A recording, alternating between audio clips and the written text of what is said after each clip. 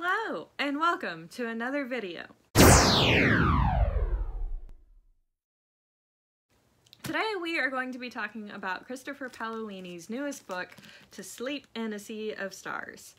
I just finished this like 5-10 minutes ago, and I am all sorts of confused.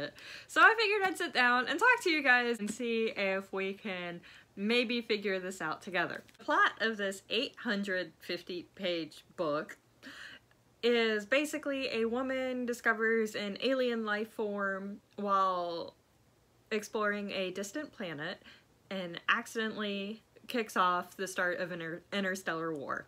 That's it. That's the plot. So, to begin with, this book is huge. And normally I don't complain about the size of books. My favorite books include the Stormlight Archives by Brandon Sanderson, which are 1,000+ pages. I really loved Priory of the Orange Tree, which is 800-something pages. Like, book length has never been an issue for me. The well-written books that are very long don't feel like they're 800+ pages. This one felt like it was 800 pages. Like, I have never struggled this much with a book that I actually ended up finishing. So, let's dive into the good things about the book, because there were a lot of good things that kept me interested in it. One, the science in this was incredible. You could tell the author did a lot of research, and it shows. Like, all of it, to me, tracks pretty well. And that might not seem like a whole lot, like, oh, you read books, you don't know anything. My mom worked for NASA a lot in the past as a physicist, sort of. And we've had a lot of conversations about what's real and what's not in terms of space flight. So I'm not an expert by any means, but all the science in this tracked pretty well, in my opinion. And then what I also really liked about this book were the themes themselves. Like, the themes were incredible. It was about humanity pulling together, recognizing differences, and learning to work together. And then the plot itself was actually very interesting. Like, it was a little bit predictable in a lot of parts. Where it suffered the most, and why I am having such a hard time rating it, is, one, the characters. I really didn't care about any of them, and I am absolutely somebody who has to care about your characters. And there were a couple of huge life-changing events that happened very early on in the book that were referenced further on down the line, but we never really got to feel the full emotional weight of it. And the main character to whom these events happened didn't really seem to care all that much, and you could never really feel the true bonds between the characters, and the fact that that is what so much of the payoff of this book was dependent on, I needed more. The other thing this book suffered from was a lack of editing. Christopher Paolini has done a lot of great things early on. He published the Aragon series at 19, which is incredible, and in those books, you could forgive him for a lot of awkward word choices and whatnot, because he was 19. He didn't know any better. He knows better now.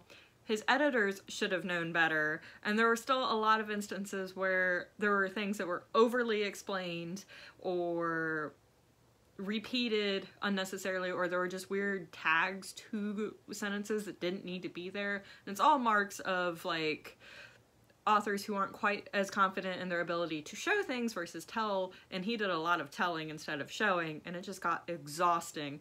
And there was an entire chunk of the book that didn't even really need to be in the story. Like, you spend close to 200-300 pages on the scavenger hunt that ultimately has no payoff, and it's only referenced in passing at the end of the book. So I don't know why we had to go through all of that, because it literally had no bearing on the end of the book except to reintroduce one character, which I feel like could have been done in a separate way. I'm gonna get a lot of pushback on this because I am a woman and I might be overly sensitive to this sort of thing, but the main character in this is a woman named Kira. And I have read, full disclosure, I have read a lot of male authors who have written female characters well.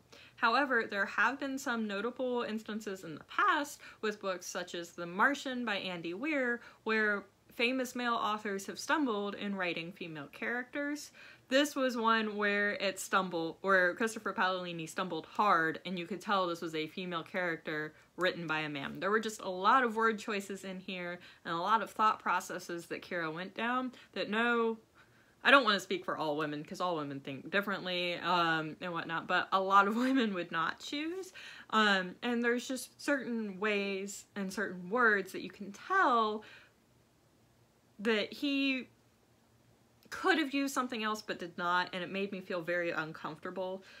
And along with that, there was a romance in this that was very contrived and very obvious, and I really wish he had either developed the characters more to support this romance, or just hadn't had it in there anyway, because it led to a couple of very cringe-worthy kiss and sex scenes.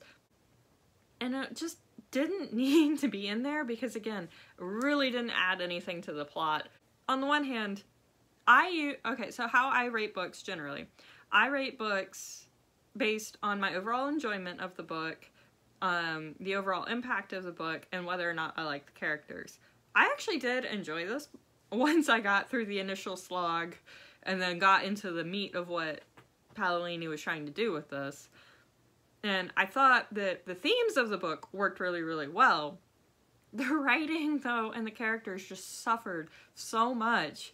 And, like, I don't know which one at this point matters more to me. There have always been, in all of the other books that I've read, there's always been, like, a defining factor where it's like, yes, this book gets 3 stars for this specific reason, but all of the reasons I have for giving this a certain rating are just like, well, yeah, but on the flip side of that, both sides of the argument kind of balance each other out. So I'm having a really hard time rating this book. If you're like me and you enjoy reading because of the characters more so than like the plot or the themes of the book, then you're gonna have a really hard time with it, because I really had a hard time caring about the characters.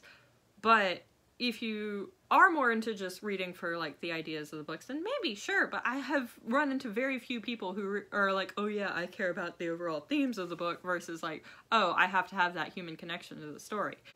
I will say that if there are any sequels, I will read the sequels, because he did a lot of really cool groundwork for an overall universe, and I think the potential is there. I feel like this could have been way better edited and had way bigger human connections, and maybe that's just Paolini's weakness as an author, is like characters in general.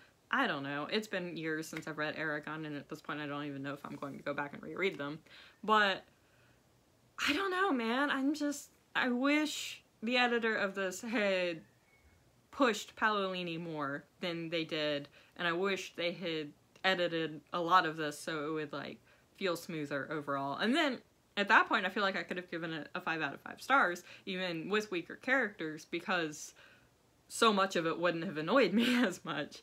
But I can't feasibly give this a lower rating, like 1 or 2 stars, because there was so much in it that was successful. And I think even expanding a rating to a 10-star theme, or 10 out of 10 or whatever, wouldn't help either, because again, what numerical value would I assign to this? So this is all just a cop-out way of saying I'm not giving this book a rating because I have no idea how to rate it.